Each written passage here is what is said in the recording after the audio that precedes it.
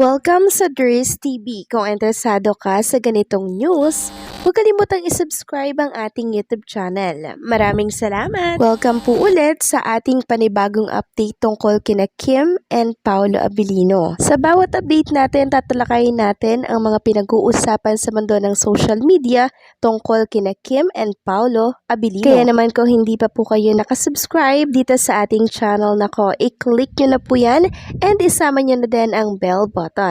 So, ayun, welcome back again sa ating YouTube channel mga kakimpaw, and sa update natin ito, ang pag-uusapan natin ay tungkol sa mga importante pong ganap kina Kim and syempre kay Paolo Abilino.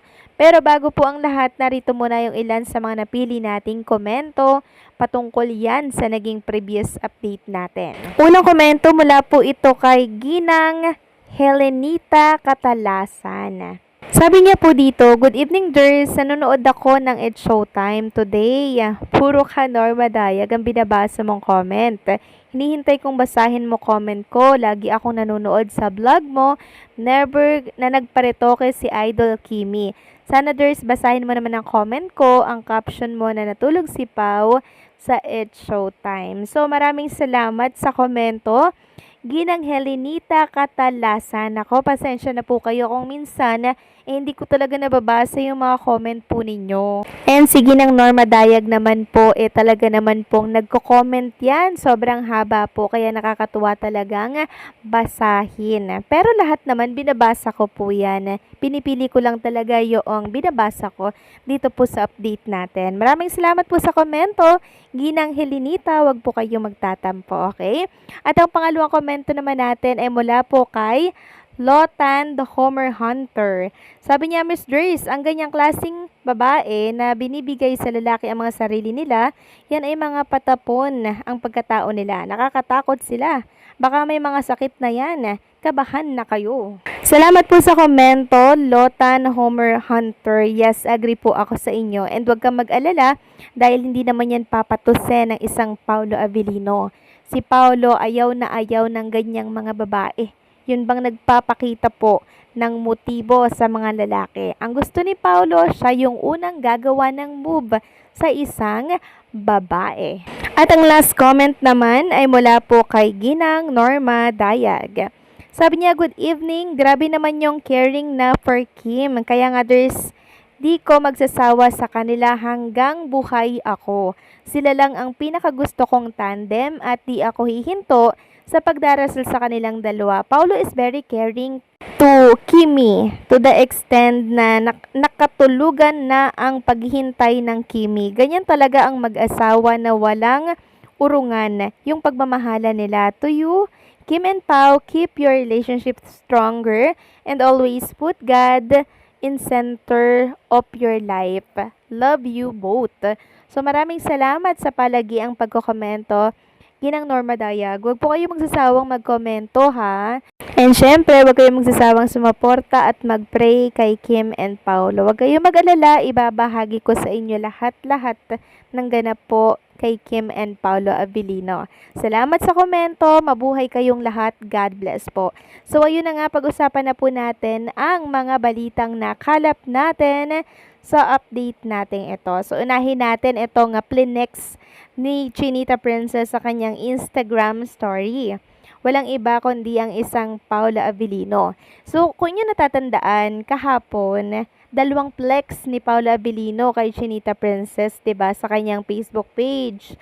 Dalawang isang nakapayong tapos isang tumatakbo sa ulan na kung saan ay jacket yung gamit nila para ipandong kay Chinita Princess, na feelings lang daw yung dala niya, 'di ba? May ganyan-ganyan pa si Paolo, 'di ba?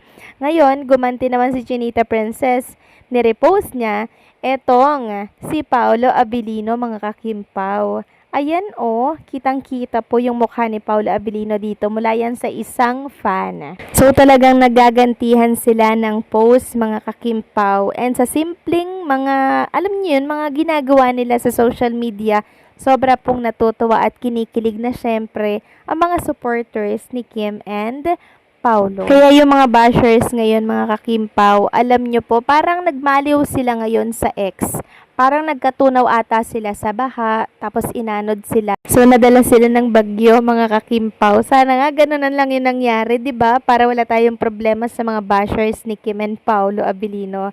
Pero, alam naman natin na katuwang na po yan dito sa showbiz industry, lalo na si Kim and Paolo Abilino ay public figure. So, sa ginagawa po ni Kim and Paolo Abilino sa social media, napupuksa po mga kakimpaw yung mga bashers. Next topic naman, pag-usapan natin ang tungkol dito sa ganap sa It's Showtime kanina. So, ito ay tungkol doon sa sinabi po ni Chang Ami na talaga namang pinag-uusapan na naman ngayon sa X. Sabi po kasi ni Chang Ami, anong meron? Bakit blooming daw po itong si Chinita Princess?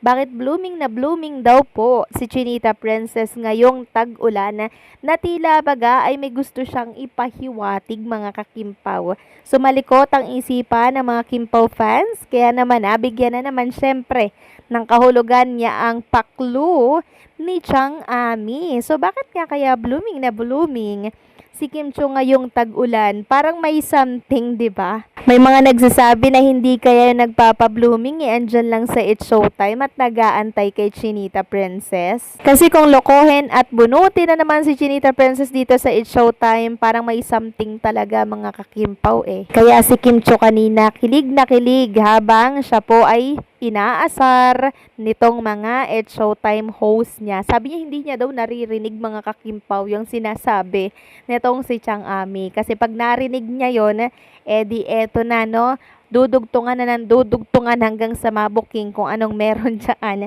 sa loob ng It's Showtime. So kung ako lang ang tatanungin mga kakimpaw, yung pakiramdam ko, feeling ko talaga may Paolo Abilino dyan na nag-aantay eh. Kasi syempre may bagyo ngayon, maulan ngayon, tapos baha sa iba't ibang lugar dyan sa Manila. Kaya alam nyo ang gagawin ni Paolo Abilino, di ba? Poproteksyonan niya si Chinita Princess para syempre ligtas siya, di ba? And alam natin na matik na po na gagawin ni Paolo Abilino yon. Kaya kung sino man yung nagpapa-blooming kay Chinita Princess, nako mga kakimpaw, kailangan pa bang itanong yan? Walang iba kundi si Paolo Abilino lang yan mga kakimpaw na talaga namang imi-make sure ang kaligtasan ng isang Chinita Princess sa pagpasok dito sa It's Showtime. Pero pakiramdam ko talaga parang nasa It's Showtime lang sila eh, hindi sila makalabas. Kasi syempre, baha, 'di ba? Baha sa iba't ibang parte po ng Manila.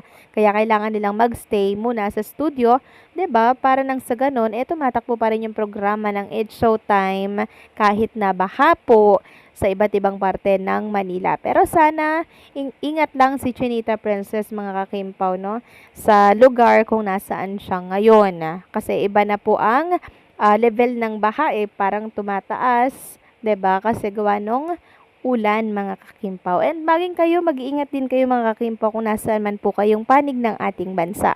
So paano mga kakimpaw, hanggang dito na lamang po ang update natin. Maraming salamat sa patuloy na pagsuporta.